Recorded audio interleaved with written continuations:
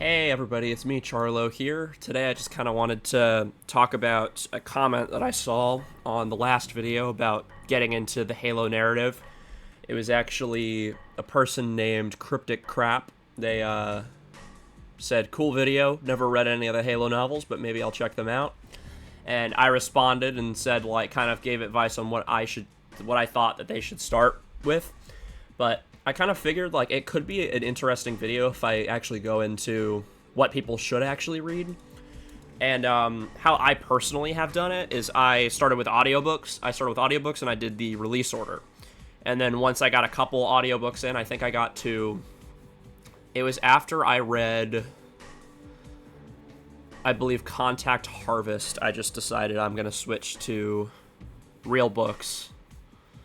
And that's what I've been doing since. I read Cole Protocol all the way through on a real book, and then I'm about to finish Halo Evolutions. I have about 3 stories left.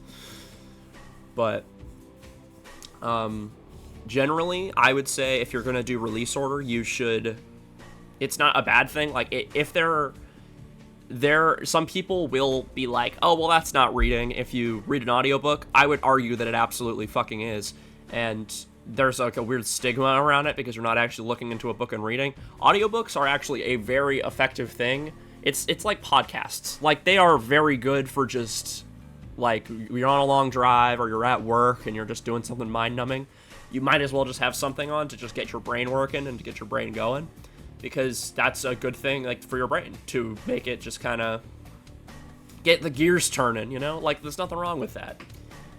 But a lot of people do have a stigma. Like, people have seen that I've been reading audiobooks, and they're like, that's not reading, and it's just a whole thing, and those people are stupid. Hey, post-production Charlo here. I completely neglected to mention what the difference between release order is versus actual chronological. Chronological would start with the Forerunner stuff, and then go into, like, the Elites and the Prophet War, and then it would go more into the streamlined, normal Halo timeline. But release order is starting with the books that came out around Combat Evolved, that relate to Combat Evolved, to Ghosts of Onyx, to Contact Harvest, to Cole Protocol, to Halo Evolutions, and it's really just the ever-expanding narrative. That's what is better about release order, is that you get that feeling of, like, the universe is getting bigger and we're learning about more previously unanswered questions. That's the better part of release order, in my opinion. Also, Spotify Premium does give you a majority of these books for completely free if you do have it, and I think that is the same on a lot of other of these music sites. I think a lot of them do have these books as audiobooks for free. I know Audible does some stuff with it with Amazon Music. I don't really know how it works entirely. You'd have to, like, find somebody else to answer that question or figure out, like, I don't know. But they're on Spotify. That's what I'm trying to say. That's how I started. I listened to The Fall of Reach on Spotify while I was working in Regal Cinemas. Fuck that job. It was evil. But I would definitely recommend starting with audiobooks if you aren't the most likely to actually start reading, because that's exactly how I was. And starting with audiobooks was what actually got me into it. Now I am a very avid reader, and I've overall just in the last year gotten to where I've read, I think, about 10 books. So, and everybody starts somewhere. So, but another thing you can do if you're not a big fan of actual reading is starting with comics. Comics is another thing. I've read a lot of the Halo comics. There's the Halo graphic novel. That's a good spot to start. There's a couple stories. It's kind of anthology-based. There's the one about Artas Vadum that I was saying they should make a DLC about. There's one about Chief getting his armor in Halo 2 and, like, the Mark 6, like, somebody's testing it out, and it's one of the Spartans that just dropped out from the program who tests it out. And then there's one about Sergeant Johnson surviving, and then there's another one about an Oni guy who is, like, editing footage and knowing how bad the war is, but still making propaganda for them. It's a really interesting story, but I would definitely recommend the graphic novel. The graphic novel is very good. Another place you can start with comics is Halo Uprising. It takes place directly after Halo 2, and it's kind of a prequel to Halo 3. It's not the most important story ever, but it shows you what Chief is doing on the key ship, and then it also shows a story about a guy who's in Chicago, I believe. I think it was Chicago. I read it a while back when I was actually there in the release order, so I don't really remember it too well, but it was a very good story from what I remember reading. There's also Helljumpers. I haven't started Helljumpers, but I'm probably going to get into it very soon. It's kind of a tie-in with ODST. It's about 5 issues. I don't know what it's about because I haven't read it. And then there's also the final of the Bungie comics is, I believe it's called Bloodline, and it's about Black Team. I need to read it because I finished reading the story about Black Team and Halo Evolutions. It's Blunt Instruments. I could make a video on that, honestly. It was pretty good. But it just basically is the same team, and they have different stories throughout Halo. If you actually aren't really interested in the Bungie era of Halo, you could start with, I believe it's Escalation.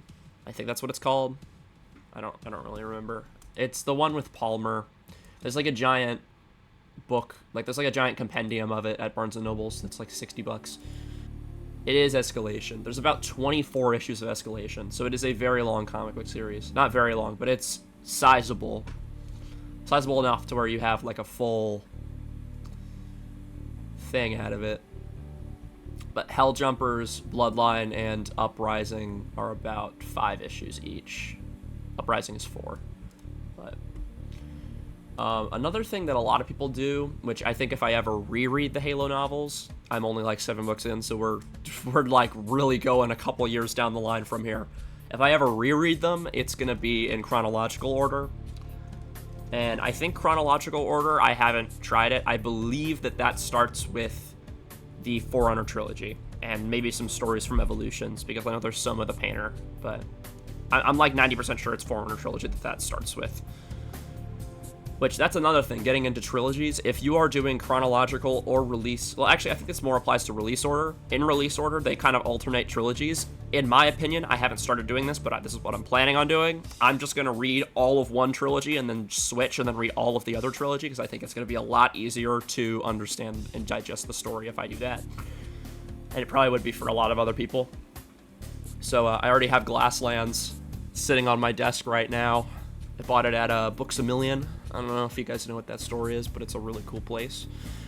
That's another thing. Every time I go to bookstores, I feel like they always have Glasslands, and they never have any of the other ones in that trilogy, which I'm trying to find them in person, because I'm one of those sticklers for buying stuff in real life and not online.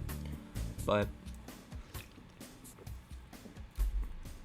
another good thing, too, if you don't want to read all of it, you don't want to, like, commit to completion, you could always just read stories that are legitimately interesting to you. So you could, if you like ODST, you can read the books about Alpha 9. If you like the Spartan 2s, if you want to learn more about that, you can read Fall of Reach, you can read The Flood, First Strike, you can read stuff about, like, you can read Silent Storm, that's a good one from what I've been told. If you really like Master Chief, they have a couple books that are Master Chief stories, like Silent Storm and the Shadows of Reach, which is more of a book that connects to Infinite. So if you're more like, oh, I really liked Halo Infinite, which I don't think that will be applying to any of you. If you're like, I really like Halo Infinite, you can pick up Shadows of Reach and read basically the prologue to Infinite. You can pick up the one about Rubicon Protocol, which is like the Spartans on the ring. I think there's a new one coming out very soon. I think it's Edge of Dawn. It's like a basically First Strike kind of thing with Infinite story, where it's just immediately after. That's not coming out till December though, so. But that's another thing. If you just like certain characters, there are so many stories that you can just pick up and read. Like, if you love the Didact, you could pick up Epitaph. If you like Veil, you can pick up Halo Outcasts. If you want to learn more about Sergeant Forge's daughter, you can pick up, I think it's Point of Light. Is it Point of Light, or am I just actually stupid? I don't know. But it's one of them. There's like a trilogy for Sergeant Forge's daughter.